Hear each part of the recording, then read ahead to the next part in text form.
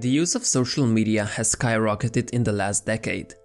We are spending more and more time on Facebook, Instagram, Snapchat, and Twitter. Whenever we have some free time, we check our newsfeed to see if something new has happened. Whether we'd like to admit it or not, it's changing why and how we do certain things, and especially how we look at them. Too much use of social media has been linked to higher levels of loneliness and depression. And we know that an entire new generation is growing up with lower self-esteem than all previous generations. Interestingly enough, people who browse social media more often than others seem to suffer the most. Let's take a look at why this is happening. One thing that social media does is that it shows us fake lives of others. Everyone you know is always on exotic vacations, they have amazing dinner parties with friends, and they are in perfect relationships. And you? You are just sitting there, living your boring life while everyone else is out there enjoying themselves. However, this is far from the truth. The only thing that is shared through social networks are positive aspects of our lives. When you're going through difficult times, you don't really want people to know you're struggling.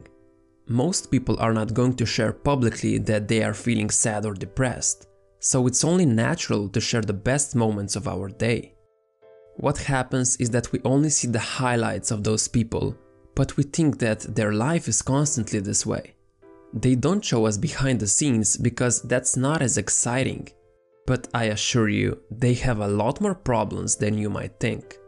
Let me show you an example that happened just the other day. I went out with a friend of mine for a cup of coffee, and the only thing we talked about was her relationship problem. She and her boyfriend have been fighting a lot over the smallest things. She said she'll probably break up with him since they can't stand each other anymore. But guess what happened later that day? She posted a picture on Instagram with her boyfriend, basically saying how he was the love of her life and how amazing their life together was. The photo got tons of likes and comments, basically saying how perfect they were for each other. This behavior is toxic. Like millions of other people, she's trying to portray how great her life is, while simultaneously being depressed. This is what social media does. It makes people put filter on their lives. What my friend is trying to portray to others isn't the same as what is really going on. If you didn't know what was happening behind the scenes and you saw her Instagram post, you would probably think, "Wow, look how great her life is. Mine is nothing like that. I wish I could have a relationship like hers." And this is exactly where low self-esteem comes from. You might wonder if there is something wrong with you because your life doesn't look that way. Everyone who posts on social networks seems to have their life figured out, while you don't even know in which direction you're going. But most people don't have anything figured out, even if they're making it seem that way. You just have to remember that behind the scenes, most people live regular, boring lives, so there's no need to feel discouraged. Now, you might think that I hate social media, but really I don't. However, I urge you to think about how you spend your time on it. Social media is a tool, and like all other tools, it depends on how you use it. You can find loads of inspiration or information which will motivate you or add value to your life. It's through YouTube, a social platform, that you found this video after all. But you don't want to get sucked in and spend tons of your time on it, especially since it's designed to be highly addictive. The average user now spends more than 2 hours a day across all social networks. This is quite alarming, because when you think about it, that's a lot of time. We are not enjoying and living our life, but instead we're mindlessly consuming irrelevant content. Since you probably don't want to completely quit social media and become a hermit, let's take a look at how to use the platforms more efficiently. One thing you should do is unfriend useless friends. Many people have hundreds of friends across all platforms. But are they really meaningful friendships? Of course not. An average person has 1 to 3 close friends. The rest are superficial friendships. If you don't want to unfriend people, you can still unfollow them and become more selective about who you follow. Like that guy you spoke to once who just posts pictures of his cats every single day. Unfollowed. This way, when you check your newsfeed, it's not full of clutter and irrelevant information. And don't be afraid of missing out. If something really important happens, someone will probably tell you about it.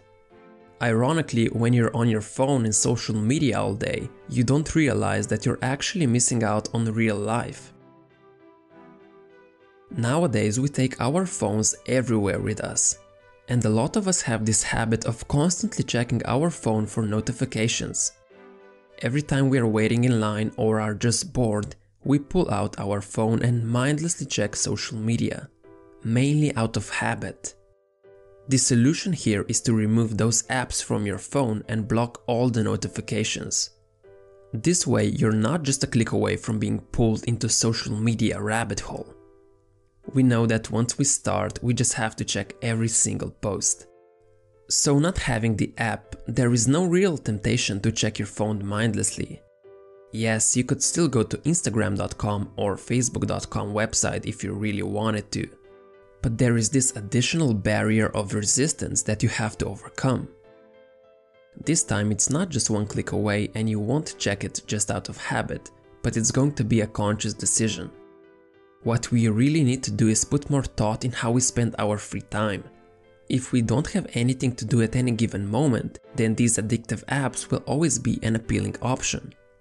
So I recommend you fill this free time with something of more quality, preferably with something that will actually benefit you.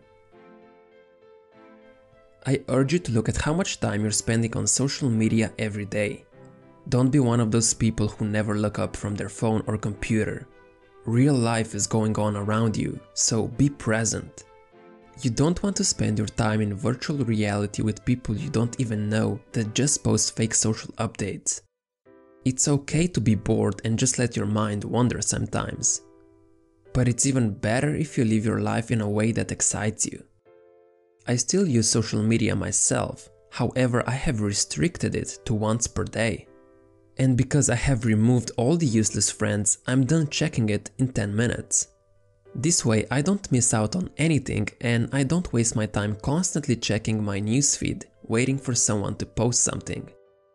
If social media is not motivating you, inspiring you, challenging you to be better, then it's time to reflect on why you even have it.